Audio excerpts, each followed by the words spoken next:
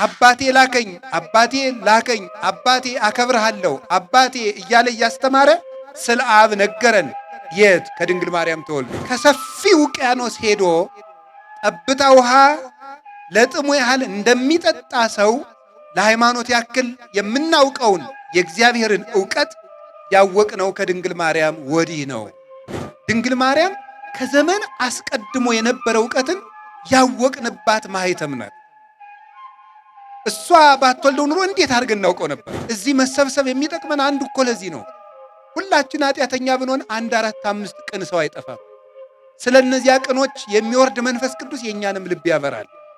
በጋራ መሰብሰባችንም ለዚህ ነው። እግዚአብሔር ልባችንን ያበራልን። ቅድስት ድንግል ማርያም ስለዚህ ዲያብሎስን ትተን አብን ለማመናችን ምስክር ናት።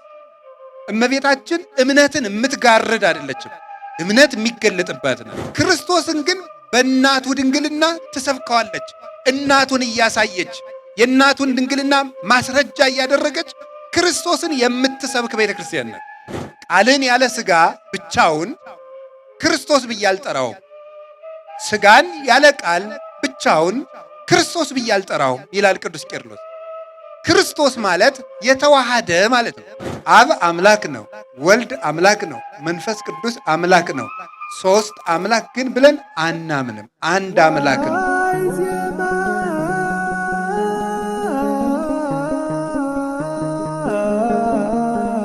በስመ አብ ወወልድ ወመንፈስ ቅዱስ አሃዱ አምላክ።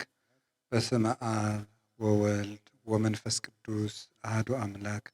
በስመ አብ ወወልድ ወመንፈስ ቅዱስ አሃዱ አምላክ። ይትባረክ እግዚአብሔር አምላከ አበዊነ ቅዱሳን ዘሰበሃ ምህረቶ በላዕይ። ምህረቱንና ቸርነቱን ይቅርታውን ላይ ያጸናልን የአበው አምላክ እግዚአብሔር ስለ በጎ ቸርነቱ ሁሉ ስሙ የተመሰገነ።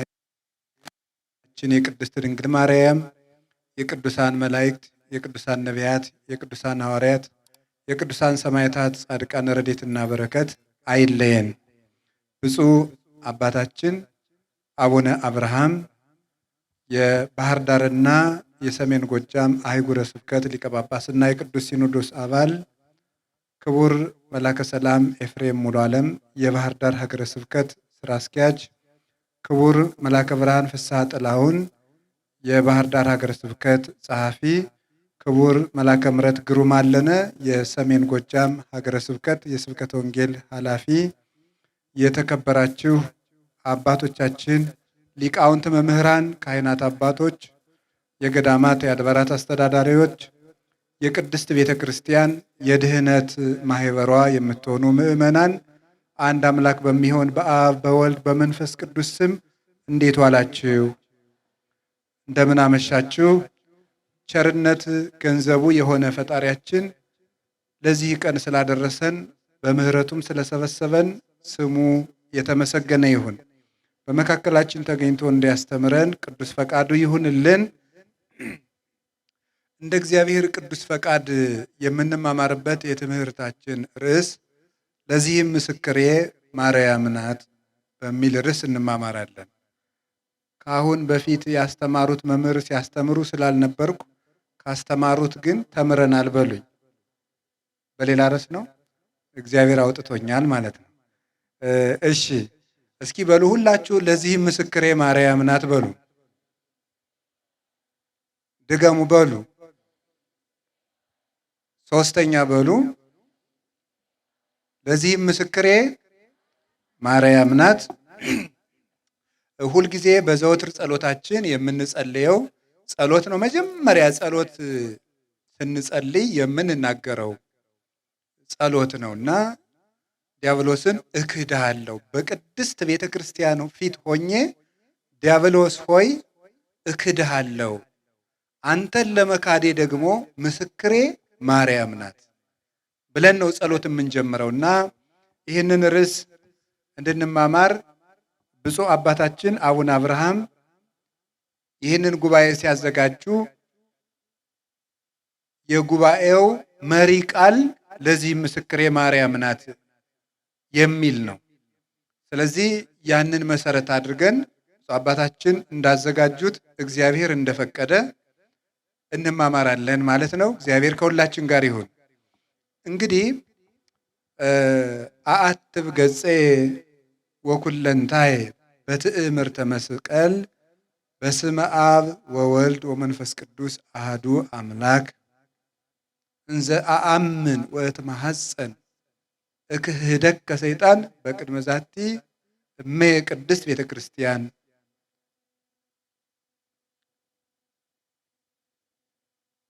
በአብ በወልድ በመንፈስ ቅዱስ ስም አምኜ ፊቴንና መላ ሰውነቴን አማትባለሁ።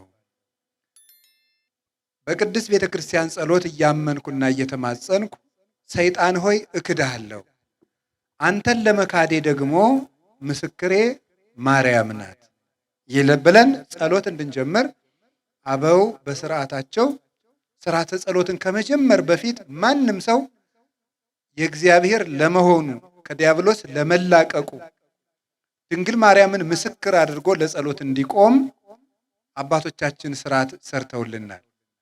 ለምንድን ነው ለዚህ ምስክሬ ማርያም ናት ብለን ጸሎት እንድንጀምር አባቶቻችን ያዘዙን?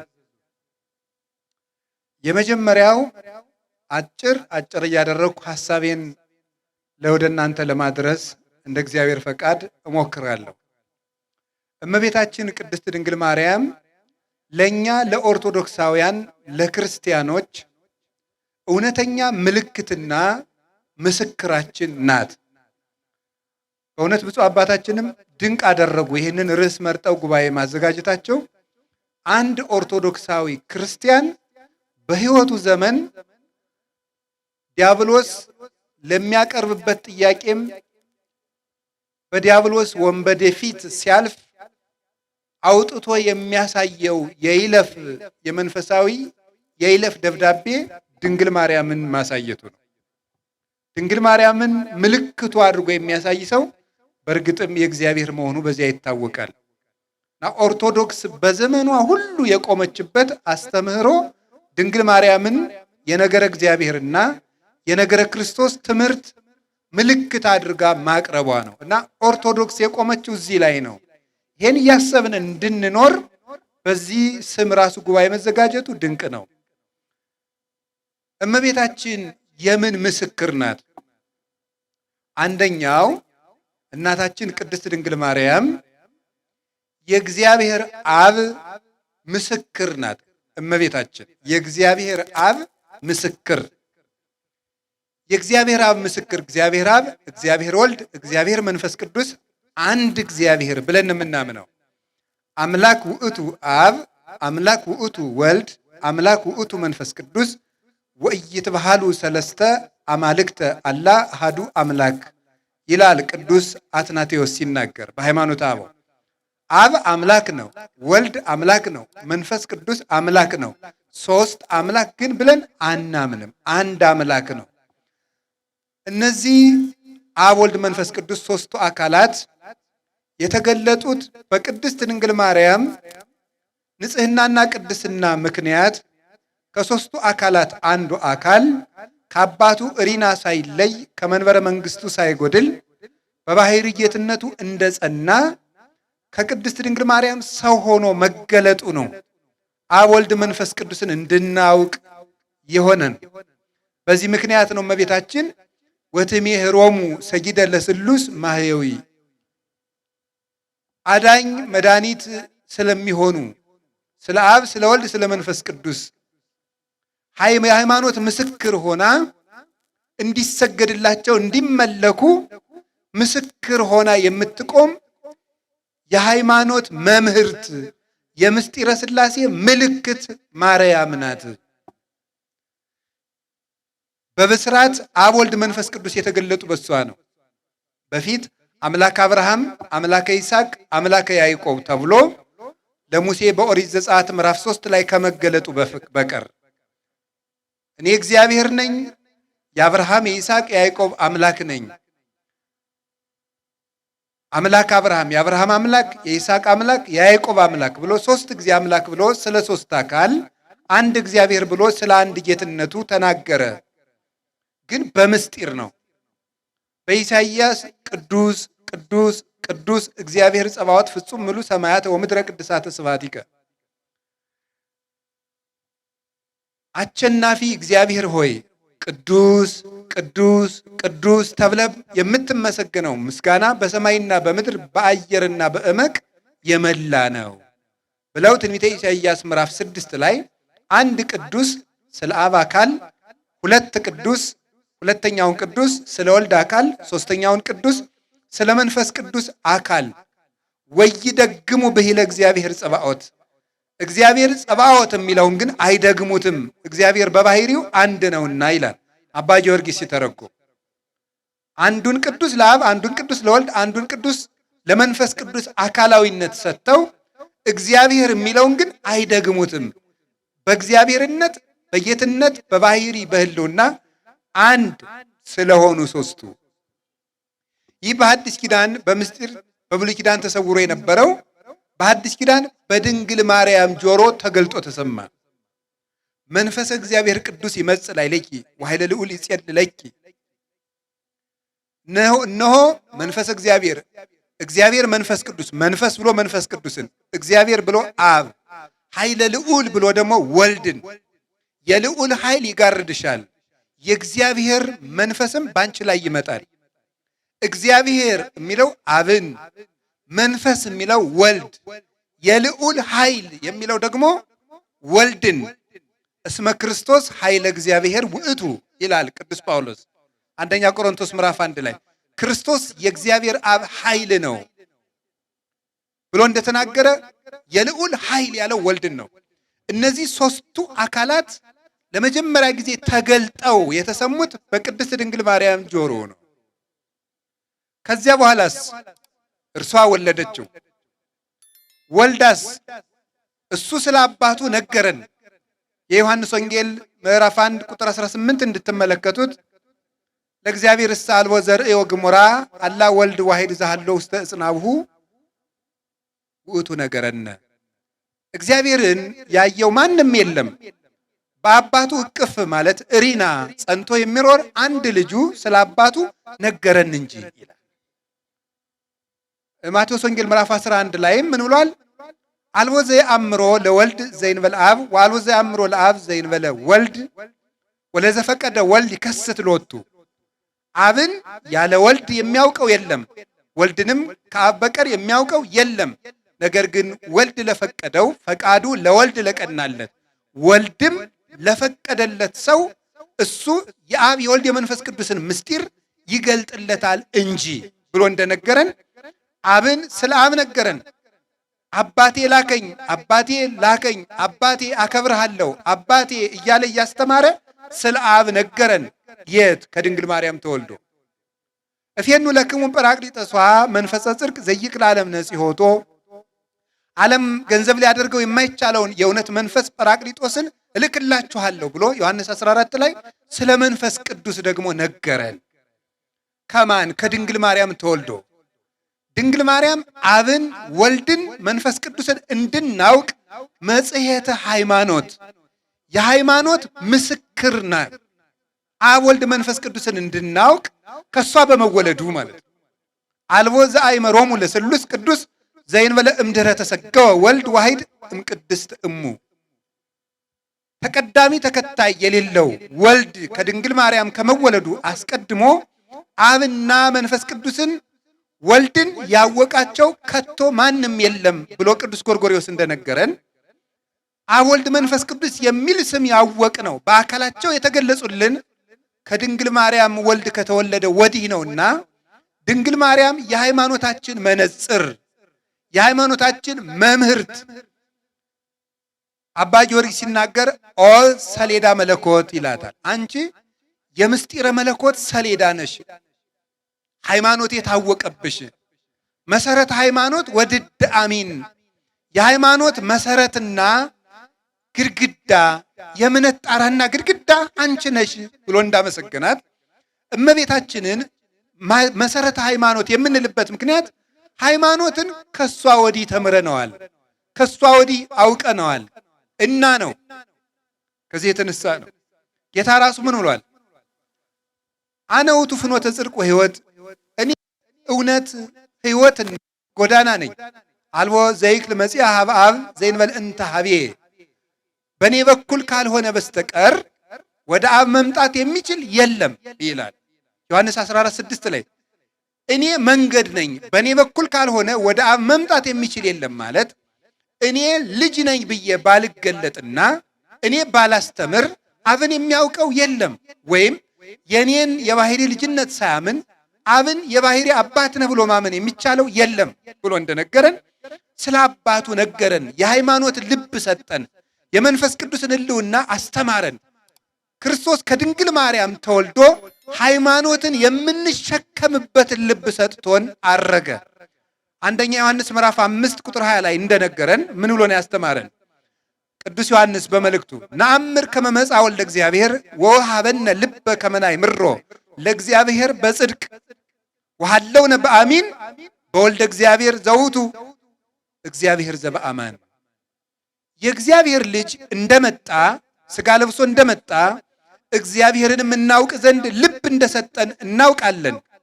እውነተኛ በሆነው በእግዚአብሔር ልጅ በማመን እስከ ዛሬ ድረስ ጸንተን እንኖራለን። እርሱም እውነተኛ የባህሪ አምላክ ነው ይላል። ስለዚህ ይሄን ልብ ነው የሰጠን። ከማን? ከድንግል ማርያም ተወልዶ። እግዚአብሔርን ከድንግል ማርያም በፊት አባቶች አምልከውታል፣ አውቀውታል፣ ሰግደውለታል፣ መስዋዕት ሰውተውለታል፣ ፊት ለፊት አነጋግረውታል፣ በአምደ ደመና ተናግሯቸዋል። ሊረዱት ግን አልተቻላቸውም። ሙሴኒ ዘተናገሮ በአምደ ደመና ርኢክዎ ወስእንኩ ጠይቆቶ። በደመና አምድ የተነጋገረው ሙሴ ራሱ እግዚአብሔርን አየሁት ግን አልተረዳሁትም አለ። ሌሎችንም ነቢያት እየጠቀሰ ቅዱስ ያሬድ እንዲህ ይላል። ዮሐንስም ያጠመቀው እንዲህ አለ፣ አየሁት አልተረዳሁትም አለ። ከድንግል ማርያም ግን ተገልጦ ተረዳን፣ ታወቅ ነው እንደ መጠናችን። እሷም ቢሆን በእርግጥ የባህሪ ጌትነቱን አትረዳም። ሰው ሊያውቀው የሚገባውን ግን የመጨረሻውን ዕውቀት ከእግዚአብሔር ለሰው የተሰጠውን የመጨረሻውን እሷ ታውቃለች። ባህሪውን ግን ራሱ ያውቃል።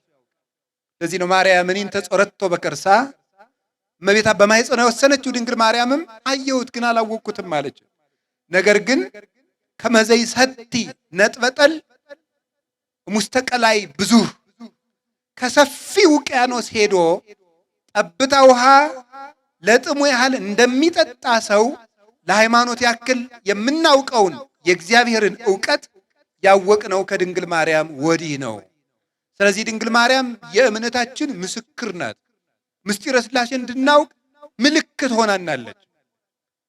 ለአካላት ሰተን ስንናገር ግን የአብ ምስክር ናት።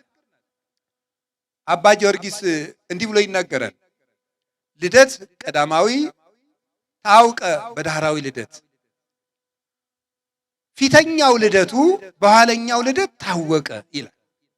ከአብ የተወለደውን ልደት ከድንግል ማርያም በተወለደው ልደት አወቅ ነው። ሊቁ ሲናገር መልሶ ለዳህራዊ ልደቱ አመንከሮ ወለቀዳማዊ ልደቱ አመስጠሮ፣ የኋለኛውን ልደቱን ድንቅ አደረገው፣ ቀዳማዊ ልደቱን ደግሞ ስውር አደረገው፣ አረቀቀው፣ ልቡና እንዳይደርስበት አደረገው ይላል። ከድንግል ማርያም ሲወለድ ከአብ እንዴት ብሎ ተወለደ የሚለውን አወቅ ነው። እንዴት ብሎ ነው ከአብ ያለ እናት የሚወለድ ብለን ስንጠይቅ እንኳንስ ከአብ ከድንግል ያለ አባት ተወልዶ የለምን ብለን ከአብ የተወለደው ልደት ከድንግል ማርያም በተወለደው ልደት አወቅ ነው። ድንግል ማርያም ከዘመን አስቀድሞ የነበረ ዕውቀትን ያወቅንባት ማኅተም ናት። እሷ ባትወልደው ኑሮ እንዴት አድርገን እናውቀው ነበር? ጎርጎርዮስ ሲናገር ልጄን ስሙት ብሎ አብ የተናገረውን ምስክርነት ሲተረጉም ሃይማኖተ አበው ምዕራፍ 8 ላይ ኢትህስሱ ሎቱ እመ በውስተ ሰማይ ወኢትህስሱ ሎቱ አበ በዲበ ምድር።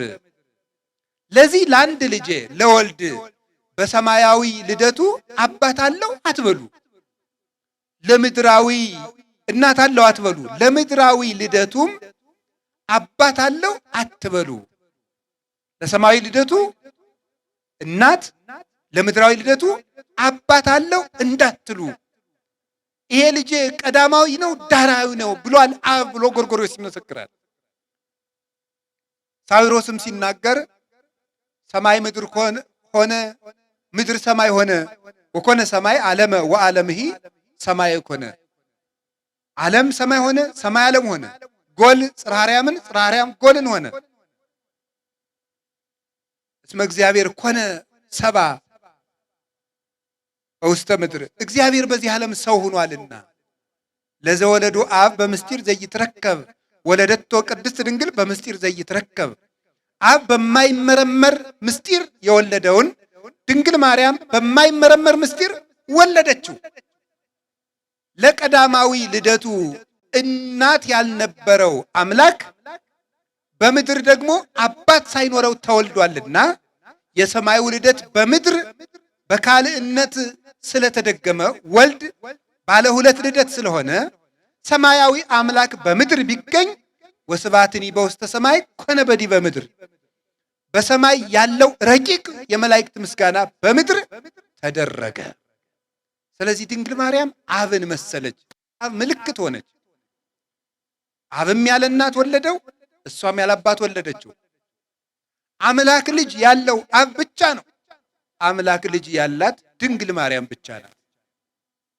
የአምላክ አባት አምላክ እግዚአብሔር አብ ነው። ድንግል ማርያም ደግሞ ሰው ሆና ፈጣሪዋን የወለደች ናት። ፍጡር ናት፣ የፈጣሪ ግን እናት ናት። ድንግል ወለደቶ ለገባሪሃ፣ ድንግል ፈጣሪዋን ወለደች፣ እሱ ደግሞ እናቱን ፈጠረ ብሏል ቅዱስ ኤፍሬም። ከዚህ የተነሳ እመቤታችን የአብ ምስክር ናት። አብ በማቴዎስ ወንጌል ምዕራፍ 3 ቁጥር 17 ላይ ልጄ የሚላችሁን ሁሉ ስሙት፣ ወሎቱ ስምዕዎ፣ ልጄን ስሙት አለ። ድንግል ማርያም ደግሞ የዮሐንስ ወንጌል ምዕራፍ 2 ላይ ኩሎ ዘይቤለክሙ ግበሩ፣ ልጄ የሚላችሁን ስሙ አለች። የአብ ምልክት ናትና እመቤታችን ቅድስት ድንግል ማርያም። ስለዚህ ዲያብሎስን ትተን አብን ለማመናችን ምስክር ናት። እመቤታችን እምነትን የምትጋርድ አይደለችም፣ እምነት የሚገለጥባት ናት። ሁለተኛ የወልድ ምልክት ናት ቅድስት ድንግል ማርያም። ቅዱስ ዮሐንስ አፈወርቅ ሃይማኖተ አበው ምዕራፍ 67 ቁጥር 31 ላይ እንደነገረን ወእሰብቅ እመንገለ ድንግልናሃ ለማርያም፣ የወልድን የባህሪ አምላክነትና ተዋሂዶ በእናቱ ድንግልና እሰብከዋለሁ ይላል ቅዱስ ዮሐንስ አፈወርቅ። የክርስቶስን ተዋሂዶ እናቱ ድንግልና አስተምራለሁ። እንዲህ አላለንም ቅዱስ ጳውሎስ? ንሕነሰ ንሰብክ ክርስቶስ አለ ዘተሰቅለ፣ እኛ ግን የተሰቀለውን እንሰብካለን አለ። አንደኛ ቆሮንቶስ ምዕራፍ 1 ላይ የተሰቀለውን ክርስቶስ እንሰብካለን። የኦርቶዶክስ ተዋሂዶ ቤተክርስቲያን የስብከቷ መጀመሪያ ማዕከሏም መጨረሻዋም ክርስቶስ ነው። ክርስቶስን ግን በእናቱ ድንግልና ትሰብከዋለች። እናቱን እያሳየች የእናቱን ድንግልና ማስረጃ እያደረገች ክርስቶስን የምትሰብክ ቤተክርስቲያን ናት። እንዴት አድርጎ ነው? እሱ አምላክ ነው። ኢተመይጠ መለኮት ሀበ ህላዌ ትስብእት፣ ህላዌ ትስብእትኒ ሀበ ህላዌ መለኮት። እሱ ሰው ሲሆን ስጋን ከድንግል ማርያም ሲዋሃድ መለኮታዊ ባህሪው ወደ ስጋ አልተለወጠም፣ ስጋም ወደ መለኮታዊ ባህሪ አልተለወጠም። ግን አንድ ነው። ክርስቶስ ሁለት አይደለም። አምላክ ሰው ሆኗል። ሰው ከአምላክ ጋር ተዋህዶ ጌትነትን ገንዘቡ አድርጓል። ክርስቶስ አንድ ነው። ግን አምላክነት ወደ ሰውነት አልተለወጠም፣ ሰውነቱ ወደ አምላክነት አልተለወጠም። ክርስቶስ ማለት ራሱ አምላክ ወሰብ ህቡረ በተዋህዶ ማለት ነው። አምላክ እና ሰው በተዋህዶ አንድ አካል አንድ ባህሪ ሆኗል ማለት ነው። እይደለወኒ እስምዮ ለቃለ እግዚአብሔር ክርስቶስ ዘይንበለ ትስብእት ወይለ ትስብእት ዘይንበለ ቃል።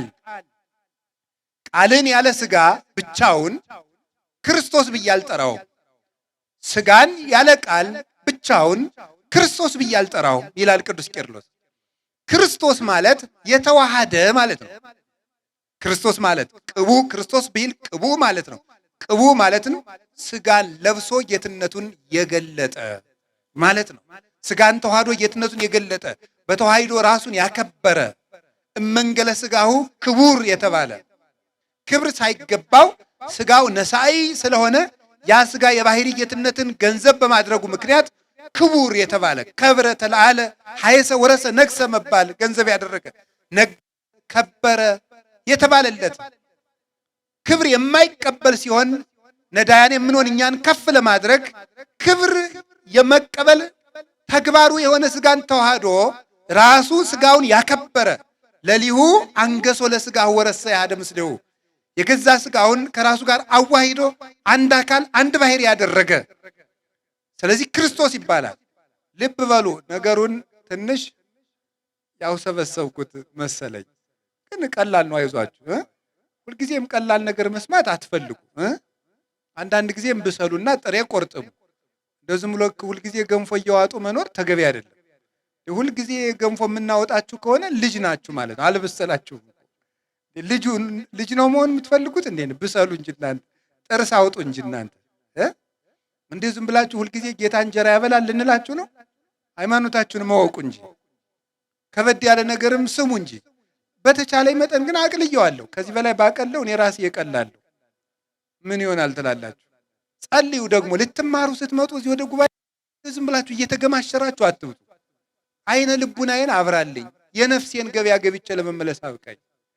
ጌታዬ ጆሮዬን ክፈትልኝ፣ ሸካራውን አንተ አለዝብልኝ፣ እንድሰማው አድርገኝ፣ ወደ አንተ ሳበኝ፣ እከተልሃለሁ፣ በረድኤትህ አቅርበኝ በሉ። እንዲህ ስንል እግዚአብሔር ልቡናችን ያበራዋል። እውነቴን እነግራችሁ እዚህ መሰብሰብ የሚጠቅመን አንዱ እኮ ለዚህ ነው። ሁላችን ኃጢአተኛ ብንሆን 1 4 5 ቅን ሰው አይጠፋም። ስለነዚያ ቅኖች የሚወርድ መንፈስ ቅዱስ የኛንም ልብ ያበራል። በጋራ መሰብሰባችንም ለዚህ ነው። እግዚአብሔር ልባችንን ያበራልን። ስለዚህ ባጭሩ እንደ ወደ እናንተ ቅርብ ለማድረግ ቃል ስጋ ሆነ በሉ እስኪ ሁላችሁ። ቃል ምን ሆነ? ዮሐንስ ወንጌል ምዕራፍ 1 ቃል ስጋ ሲሆን ስጋ ወደ ቃል አልተለወጠም። ምን አላለም አልኳችሁ? አልተለወጠም። ምክንያቱም አምላክ አይለወጥም። ስጋንም ደግሞ ወደ አምላክነት አልለወጠውም። ለምን? በተአቅቦ ይጠብቀዋል ባለበት እንዲጸና። ግን ደግሞ ሁለት አይደለም። አምላክ ወደ ሰውነት አልተለወጠም፣ ሰውነት ወደ አምላክነት አልተለወጠም። ክርስቶስ ግን አንድ ነው፣ ሁለት ደግሞ አይደለም። ሁለት አይደለም፣ አንዱ ወደ አንዱ አልተጠፋፋም፣ አልተጨፈለገም። አንድ አካል አንድ ባህሪ ነው። ግን ደግሞ አንዱ አንዱን አላጠፋም፣ አልጠቀለለም። ተዋህዶ ማለት እሱ ነው። አምላክነት ወደ ሰውነት፣ ሰውነት ወደ አምላክነት አልተለወጠም፣ ግን አንድ ነው። ልብ በሉ። ድንግል ማርያም እሳ እናት ስትሆን ድንግልና አልቀረባትም። ድንግል ስትሆን እናትነት አልቀረባትም። በእናትነቷ ምክንያት ድንግልናዋ ወደ እናትነት አልተለወጠም። ድንግልናዋ ምክንያት እናትነት አልቀረባትም፣ ግን አንድ ናት። በዚህ ድንግልናዋ በተዋህዶ እናትነትን ድንግልናን ከእናትነት አስተባብራ አስተካክላ ይዛ በመገኘቷ ድንግል ማርያም የወልድ የተዋህዶ ምስክር ናት ማለት ነው። አምላክነት ላለመለወጡ፣ ድንግልናዋ አለመለወጡ፣ ሰውነት ወደ መለኮትነት ለመለወጡ ደግሞ እናቱና መገኘቷ፣ ሁለት ላለመሆኑ ድንግል ማርያም አንድ መሆኗ የተዋህዶ ምስክር ናት። ያለ ድንግል ማርያም ሃይማኖት እንዴት ብሎ ይሰበካል? ለዚህ ነው ቅዱስ ጎርጎርዮስ ነባቢ መለኮት ድንግል ማርያምን ወላዲት አምላክ ብለው የማያመኑና የማይጀምሩ ሰዎች ከልዑል እግዚአብሔር ህብረት የወጡ ናቸው የሚለው። የመንፈስ ቅዱስ ምስክር ናት። መንፈስ ቅዱስ፣ መንፈስ ማለት ረቂቅ ማለት ነው። መንፈስ ቅዱስ ደግሞ አይመረመርም። ድንግል ማርያም የወለደችበት ምስጢርም አይመረመርም። ዘይክል አይምሮ ዝንቱ ምስጢር ዘይትነገር ላይ በቅድስት ስለ ድንግል ማርያም ድንቅ ነው የሚነገረውን ነገር መስማት የሚችል ጆሮ እንደምን ያለ ነው? መናገር የሚችል አንደበት ያለ ነው? ማሰብ የሚችል ቅዱስ ኤፍሬም ሲያደንቅ የማይመረመር ምስጢር ነው። 3 ክንድ ከስንዝር ቁመት ይዛ ታያዋታላችሁ። እንደገና ደግሞ መልሳ ሰማይና ምድር የማይወስኑትን አምላክ በማህፀኗ ወስና በጀርባዋ አዝላው በክንዶቿ ታቅፋ፣ ነገር ግን ደግሞ አምላክን ጡት አጥብታ ስታሳድግ ታገኙታላችሁ። ለድንግል ማርያም ተደረገ። መንክር ምስጢር ሀደረ ላይ ሌኪ ያላት ለዚህ ነው። ድንቅ ተዋሂዶ ባንቺ ተደረገ፣ ድንቅ ምስጢር ባንቺ ተከናወነ። ይህን መናገር የሚችል የለም። ለማይመረመሩ ለመንፈስ ቅዱስ ግብር ተረክበት ጽንስተ መንፈስ ቅዱስ በመንፈስ ቅዱስ ጸንሳ ተገኘች የሚለውን የማቴዎስ ወንጌል ምዕራፍ 2 ቁጥር 18 ላይ ያለውን ሊቃውንት ሲተረጉሙት በግብረ መንፈስ ቅዱስ ይሉታል። በግብረ መንፈስ ቅዱስ ማለት መንፈስ ቅዱስ ስራው ረቂቅ እንደሆነ ግብሩ እንደማይመረመር በማይመረመር ምስጢር ማርያም ጸንሳ ተገኘች። በማይመረመረው መውለዷ ለማይመረመረው መንፈስ ቅዱስ ምልክት ናት። ድንግል ማርያም የእምነታችን ምልክት ናት። የመጀመሪያይቱ ደግሞ አማኝ ናት። ይገርማችኋል እኮ አሁን ስንት መጽሐፍ ተጽፎ ስንት ስብከት ተሰብኮ ስንት ትርጓሜ ተተርጉሞ ስንት ታምር ተደርጎ ክርስቶስ ከተወለደ 2018 ዓመት ሆኖት እስካሁን ድረስ ክርስቶስ አምላክ ሰው ሆነ፣ ሰው አምላክ ሆነ ሲባል እንቅልፉ የሚመጣ ስንት ሰው አለ የማይገባው። ድንግል ማርያም ገና ሳታይ እንዲያው ምኑን እንዴት ብላ እንዳመነችው አይገርማችሁ? አምላክን አምላክ ያበላል አምላክ ሆኖ ነው እኔ ወንድ ሳላውቅም ወልደው በዚያውስ ላይ እኔ ፍጡር ፈጣሪን ይወልዳል እንዴት ሆኖ ነው አለችው። ለእግዚአብሔር የሚሳነው ነገር አለ ብለሽ ነው አለ። ኧረ እሱስ የሚሳነው የለም እሺ አለ። አሁን ዛሬ ሁሉ እኮ ነው ሞኙ እየመጣ አምላክ ይወለዳል፣ አምላክ ይጠጣል፣ አምላክ ይበላል፣ አምላክ ያንቀላፋል እያለ ለድንግል ማርያም ግን አልከበዳትም። የተስፋችን ምልክት አምላክን ትወልጃለሽ፣ የምትወልጂው ልጅ ደግሞ የዘላለም ንጉሥ ነው ተብላ ሲያበቃ ወዲያው እንደወለደችው መጥቶ ሕፃኑን እንዳይገሉ ግብፅ ዘሽው ሂጂ። አይገርማችሁ? ተስፋ ሙጥጥ አለማለቱ የሚወለደው ልጅ የዘላለም ንጉሥ ነው አላላችሁኝም? እና የዘላለም ንጉሥ ነው የአንድ ሀገር ንጉሥ ፈርቶ የሚሸሸው ምንድን ነው እየተናገራችሁ ያላችሁት አላለችም። እሺ ብላ የመታዘዟ ምልክት 600 ኪሎ ሜትር በላይ የማታውቀውን ሀገር የ15 ዓመት ልጅ ያዝላ የተሰደደች የተስፋ ምልክት፣ የእምነት ምልክት፣ የፍቅር ምልክት፣ የመታዘዝ ምልክት፣ የብሕትውና ምልክት መቅደስ ገብታ ዞር ያላለችው 40 ዓመት አይናቸው 50 ዓመት 40 ዓመት አይናቸውን ዘወር ብለው ላላዩት ባሕታውያን ምልክት እንድትሆን ርግብ እንተ ትኄውፆሙ ለባሕታውያን ያለው ሊቁ ለዚህ ነው ያላት። ባሕታውያንን ዙራ የምታረጋጋቸው መልካሚቱ ርግብ እናታችን ቅድስት ድንግል ማርያም የፍቅር ምልክታችን፣ የድኅነት ምልክታችን። ትዝ ይላችኋል። የመጨረሻው ላሳጥረው ብዙ መርሃ ግብር ስለሚኖር ከዚህ በኋላ ስለ ድንግል ማርያም አሁን እኔ ነገርኳችሁ እንዳይመስላችሁ። ስለ ድንግል ማርያም እንድታውቁ ማሳሰቢያ ነው የሰጠኋችሁ እንጂ አሁን ስለ ድንግል ማርያም እኔ አሁን አስተምሬያችሁ መሰላችሁ? እንደው ቢጨንቅ ነው እንጂ አይደለም። ልነግራችሁ የምፈልገው የመጨረሻ ድንግል ማርያም አያችሁ ምስክራችን። አንድ ሰው ዕዳ ይከፈልለታል። ዕዳው ሲሰረዝለት ምን ይሰጠዋል? ደረሰኝ ይሰጠዋል አይደል? ሌላ ጊዜ ሲጠየቅ ይኸው ደረሰኝ የሚል ደረሰኝ። ትዝ ይላችኋል? መጀመሪያ ዕዳ ስንገባ እዛፉ ስር አንዲት ሴት ነበረች። ማን ትባላለች? እናታችን ሔዋን። ዕዳ ስንገባ አንድ ሴት ነበረች። ዲያብሎስ ሔዋንን እያሳየ ነበር ናግባ ወደ ሲኦል የሚለን ሔዋንን ማስረጃ እያደረገ። ዕዳ ውስጥ ስንገባ አንድ ሴት ዛፉ ስር አለች። ዕዳችን ሲሰረዝ ደግሞ ደረሰኙና የምትሰጠን የነፃነታችን ደብዳቤ ዛፉ ስር አንዲት ሴት ያላችሁ። ዛፉ መስቀል ነው። ያቺ የነፃነት ደብዳቤ ደግሞ ማናት? እመቤታችን። ዮሐንስ ወንጌል ምዕራፍ 19 ቁጥር 26 ላይ መድኃኒታችን ኢየሱስ ክርስቶስ በእኛ ላይ የነበረውን ያንን ወደምሰሰ መጽሐፈ ዕዳነ እንዳለ ቅዱስ ጳውሎስ የዕዳ ደብዳቤያችን በደሙ ቀዶ ኃጢአታችንን ሰርዞ መተላለፋችን ሁሉ እሱ ቤዛ ሆኖ የድነት በርን ከፍቶልን ሩጫውን አሳይቶን ሲፈጽም ይሄው እንግዲህ እርግማናችሁን አጠፋውላችሁ፣ ዕዳችሁን ሰረዝኩላችሁ፣ የገነት በር ተከፈተ፣ አርአያ ሆንኳችሁ፣ በኩር ሆንኳችሁ፣ የምህረት በር ሰጠዋችሁ። ለዚህ ደግሞ ምልክት የምትሆናችሁ ምስክራችሁ ይሄው እናታችሁ። ዮሐንስ ወንጌል ምዕራፍ 19 ቁጥር 26 ላይ እናታችን ድንግል ማርያምን ምስክር አድርጎ የነፃነታችን ምልክት አድርጎ ሰጠን። እመቤታችንን እናት አድርጎ የሰጠን አምላክ ክብር ምስጋና ይግባው። እንዲሁ ሰው እመቤታችን አታስፈልገኝም ድንግል ማርያም አልልም የሚል ሰው እንደው የነጻነት ደብዳቤ አልፈልግም፣ እግዚአብሔርን ማወቅ አልፈልግም፣ መረዳትም አልፈልግም የሚል የደነደነ ልብ ያለው ሰው ነው። እኛ ግን አባቶቻችን እንዳስተማሩን ዲያብሎስን ለመካዳችን በመስቀሉ ነፃ ሰይፍ የለው፣ ሰራዊት የለው፣ ጋሻ ጃግሬ የለው፣ ዱላ የለው፣ ሀብት የለው፣ ብር የለው። አንድ ሊቀ ጳጳስ ለልጆቹ የሚያሳየው ጋሻና ምልክት ድንግል ማርያም ናት። እኔ ምስክሬ ማርያም ናት ማለት ይሄ ነው። ይሄንን የብፁዕ አባታችን የአቡነ አብርሃም የግብር አባታቸው ቅዱስ ቄርሎስ የሁላችን አባት በ431 ዓመተ ምህረት ዓለም አቀፍ ጉባኤ በኤፌሶን ተዘጋጅቶ ነበረ። ኤፌሶን የሚባል ቦታ ላይ ተዘጋጅቶ ነበረ። እዚያ ተዘጋጅቶ ሳለ ግሪክ ውስጥ ማለት ነው ዛሬ ኤፌሶን ጉባኤ ተዘጋጅቶ ሳለ ንስጥሮስ የሚባለው ከሃዲ ድንግል ማርያምን ወላዲተ አምላክነቷን የካደው ከሃዲ ቄርሎስን ለመከራከር ሲመጣ ይዞ የመጣው 50 ወታደሮችን ነው። ይገርማችኋል።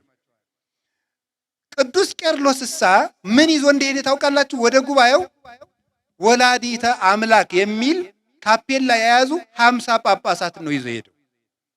ወላዲተ አምላክ ዓለም አቀፍ የቅዱስ ቄርሎስ መታወቂያ ስም ነው። የሞተውም ይህን ስም እየተናገረ ነው። ይህን ስም እየተናገረ ወላዲተ አምላክ የሚል ጽሑፍ አጽፎ፣ እንደ ዛሬ ኮምፒውተር የለ፣ በብራና አጽፎ ጳጳሳቱ ያንን ዘርግተው ይዘው ወላዲተ አምላክ እያሉ ነበር ኤፌሶን የደረሱት። የቄርሎስ ምስክሩ የነገረ ክርስቶስ እንዲያውም እኮ the father of Christology ነው የሚባለው። ቅዱስ ቄርሎስ ወይም the doctor of Christology ይባላል። የነገረ ክርስቶስ አባት ነው የሚባለው። ክርስቶስን እንደ ቄርሎስ አድርጎ የሰበከ የለም። እንደ ቄርሎስ ክርስቶስን የሞተለት ያመሰጠረው ተዋህዶውን የገለጠ የለም። ምልክቱ ግን ድንግል ማርያም ነበረች። መታወቂያው ወላዲተ አምላክ፣ መታወቂያው ወላዲተ አምላክ ነበር።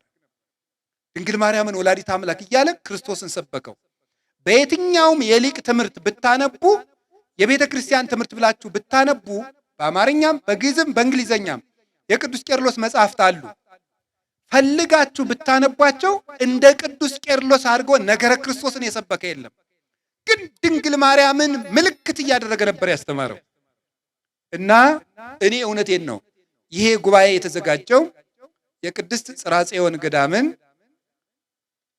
ፕሮጀክት ለመፈጸም ነው። በዚህ ፕሮጀክት ስም ግን ለዚህ ምስክሬ ማርያም ናት የሚለው ጉባኤ መዘጋጀቱ የኦርቶዶክሳውያን መታወቂያ የሚሆን ጉባኤ ነው። እንዲህ ያለ ጉባኤ እስካሁን መዘጋጀትም ነበረበት። እንግዲህ መዘጋጀት ያለበት ወደፊቱም መቀጠል ያለበት ነው። መታወቂያችን ድንግል ማርያም ናት። ይሄ የምናፍርበት አይደለም። ክርስቶስን ያየነው በድንግል ማርያም ነው። አይተነዋል፣ አየነው፣ ዳሰስነው። ወንድማችን ሆነ፣ አባታችን ሆነ፣ ስጋችን ለበሰ። እኛ በተመላለስንበት ምድር ተመላለሰ፣ እኛን መሰለን። የራቀንን አምላክ ቀርበን እንድንዳስሰው ያደረገችን እመቤታችን። ለዚህ ምስክራችን ማርያም ናት። ለመንፈሳዊ ሕይወት ሁሉ ምልክት የድንግል ማርያም ሕይወት ነው። ስለዚህ ብፁዕ አባታችን ድንቅ አደረጉልን። ዘመናቸውን ያርዝምልን። እመቤታችንን መታወቂያ እንድናደርግ፣ ከእሷ ጋር እንድንዋሃድ፣ በእሷ እግዚአብሔርን እንድናገኝ መልእክት ያለው ነው። ስራ ስሩልኝ፣ ህንፃውን ፈጽሙልኝ ብቻ ሳይሆን ልጆች መታወቂያችሁ ድንግል ማርያም ናት፣ ምስክራችን እመቤታችን ናት፣ የመዳናችን ምልክት ናት የሚል መልእክት ያለው ጉባኤ ነው። ቤተ ክርስቲያኑም ደግሞ ጽርሐ ጽዮን እመቤታችን ናት። የሚፈጸመው ገዳምም የእመቤታችን ቤተ ክርስቲያን ነው። ድንግል ለምንድን ነው የእመቤታችን ቤተ ክርስቲያን ጽርሐ ጽዮን ቤተ ክርስቲያን ማርያም ለምንድን ነው የሚታወቀው? ለምንድን ነው ያን ያህል ዋጋ ተከፍሎ የሚሰራው? ድንግል ማርያም የሃይማኖታችን ምልክት ስለሆነች፣ እኛ የብርሃን ቤት እንድንወርስ ምልክታችን ስለሆነች ለእመቤታችን ቤተ ክርስቲያን እንኳን 5000 6000 ካሬ ላይ እንደው ባህር ዳርን የሚያህል ከተማ ላይ ቢሰራላትስ ያንሳል እንዴ? ይበዛል? በፍጹም። ለእመቤታችን አንድ ሊቅ የተናገረው ልንገራችሁ። ሰው እግዚአብሔር ወርቅ ያመጣል፣ እንቁ ያመጣል። እሱ የሰው ልኩ እስከዚያ እስከሆነ ድረስ ነው። የእግዚአብሔር ፍቅር ግን በዚያ ብቻ የሚገለጥ አልነበረም ይላል። የሰው ልኩ ግን እዚያ ላይ ያበቃል። በቃ አለቀበታ። የመጨረሻ ትልቅ ነገሩ ወርቅ ሆኖ ቁጭ። ልንገራችሁ የእግዚአብሔር ቤተሰቦች፣ አሁን መልእክቱ ይሄ ነው። ድንግል ማርያምን እንደምንወዳት እስመ አፍቀረ ንጉሥ ስነኪ፣ ንጉሥ እግዚአብሔር ዓይኑ ያረፋባትን ድንግል ማርያም በማክበር እግዚአብሔርን እንድናከብር ይሄ ምልክት ነው። እግዚአብሔርን ለማክበራችን ምልክት እንዲሆን ነው ይሄ ገዳም የሚገነባው። ስለዚህ ብር ያላችሁ ብር፣ ወርቅ ስጡ፣ አትሸሽጉት። ሳትሳሱም ስጡ። ስሜት ውስጥም ደግሞ ሰው እንደው ሰርግ ሸልሞ ነገ የሚጨናነቅም አለ። ማን ሸልም ብሏል? መጀመሪያ ስባቴን ነው እንደው ለድንግል ማርያም ይሄ ምንድን ነው ብላችሁ አስባችሁ፣ ትርፉን አይደለም የምትሰጡት። አስባችሁ ሳትጨነቁ፣ እግዚአብሔር አያስጨንቅም፣ አምላክ ነው። ሳትጨነቁ እመቤታችንን የምንወድ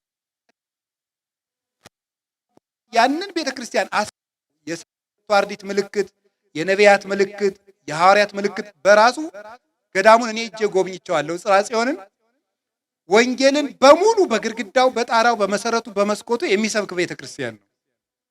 ያንን በማድረግ እግዚአብሔርን እንደምንወደው ጌታዬን እንደምወደው እናቱን የሚያከብር ቤተ ክርስቲያን ሰርቼ ሩጫዬን እጨርሻለሁ ብለው አባታችን እንደጀመሩት ብፁዕ አባታችን እኛም በመሳተፍ እግዚአብሔርን እንደምንወደው ድንግል ማርያም ምስክር አድርገን እንገልጣለን። ጉልበት ያላችሁ በጉልበታችሁ፣ ጸሎት ያላችሁ ደግሞ ለጳጳስም ይጸለያል። ብፁዕ አባታችንን አስፈጽማቸው፣ እርዳቸው ብላችሁ አንድ አሁን ዝመ ውሃ የላችሁ ውሃ ቅዱ፣ ሳትለግሙ ስጡ። ከለገማችሁ ደግሞ በሕክምና ታወጡታላችሁ። እውነቴን ነው የምነግራችሁ። እያላችሁ ከለገማችሁ ይኸውላችሁ ኩላሊታችሁ ፌል ያደርግና ተከፍሉታላችሁ ማለት ነው። ፌል ሳያደርግ እንግዲህ ስጡና ጠብቁት።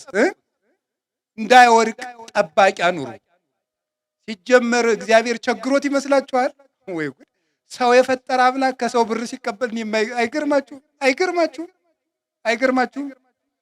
እንደው እግዚአብሔርስ ለብፁዕ አባታችን ጵጵስና ከመስጠት በላይ ሳንቲም እንዲቸግራቸው የሚያደርግ ይመስላችኋል?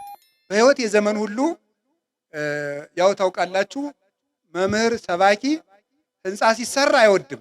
መጀመሪያ ሰው ቢሰበክ ህንፃ ከሚሰራ ነው የምንል። እኔም እንደዚያ ነው የምል። ግን ደስ ያለኝ ብፁዕ አባታችን ሰው መስራትም ስላቀዱ ነው እንጂ ህንፃ ብቻ ቢሆን እኔም ቢሆን አልመጣም ነበር እዚህ። ሰው ለመስራትም አቅደዋል። ለምሳሌ ባህር ዳር ባሉ አድባራት በሙሉ ያቋቋም መምህራን ተመድበው መዝሙር ያስጠናሉ ለሰንበት ተማሪዎች። ይሄ የተደረገ እዚህ ሀገረ ስብከት ብቻ ነው እኔ ባየሁት ማለት ነው። በእያንዳንዱ ደብር ያቋቋም መምህር ተቀጥሯል። አንደኛ ለፍተው የተማሩ ሊቃውንተ ቤተ ክርስቲያን የት ላስተምር ከሚሉ ወንበር ቢያዝባቸው እንኳን ሰንበት ተማሪዎችን አስጠንተው እነሱም ቢሆን የዕለት ቆሎ ያገኛቸው መጽሐፍ መደጎሻ ያገኛሉ።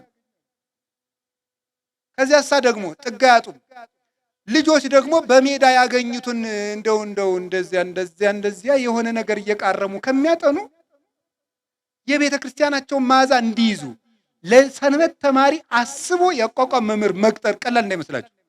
ይህንም ስላየው ነው። ቀጥሎስ በቀጣይ ደግሞ እኔ ባለፈው ፕሮጀክቱን ስጎበኝ አባታችን ሲናገሩ ሰምቻለሁ። ለእያንዳንዱ ሰንበት ትምህርት ቤት የመጽሐፍ መምህር እንደሚመደብ ሲናገሩ ሰምቻለሁ። በኋላም ብፁዕ አባታችን ያረጋግጡላቸዋል። ስለዚህ ለነፍሳችንም እያሰቡ ነፍሳችንም እየሰሩልን ነው እንጂ ዝም ብሎ ህንፃ መገንባት ቢሆን ኑሮ እኔም ቢሆን እዚች እጄን አልከትም። እግዚአብሔር በሚያውቀው ማለት ነው። ሰው የሚሰራ ሀገረ ስብከት ላይ እንጨት ድንጋዩ የሚሰራ ሰፍቶ ይቀደስ፣ ሰፍቶ እንማር፣ ሰፍቶ እንጸልይ። እንደው ሰው ደግሞ በእርግጥ አሁን ችግር ነው፣ የመከራ ወቅት ነው። በዚህ ዘመን ብር ይለመናልም ይባላል። ሰው ግን መስከሩን አልተውም። ሳያየው እኔ እግዚአብሔር ጃሙ ምንድን ነው የሚባለው? ተጽፎ ነው ያየው። እኔ ማምላክን አላውቀውም። ምን ይቻላል? ምን ሀውስ ነው የምትሉት? አሁንስ ተዘግቷል ወይ? እስቲ ያችን ዝጓት። አይ ችግር ነው ደም እየፈሰሰ ነው ብላችሁ ዝጓት። ያች ስትሆን አትሉም። ኧረ ተው ደም እየፈሰሰ ጃምቦ ሀውስ ይዘጋ የሚል የለም። ኧረ ተው እንዲህ የሆነ ግን እንዲያው ነው የሚል ዝም ብሎ እንዲያው እናቶች እንዲያው። ስለዚህ አሁን የምነግራችሁ ስሩ።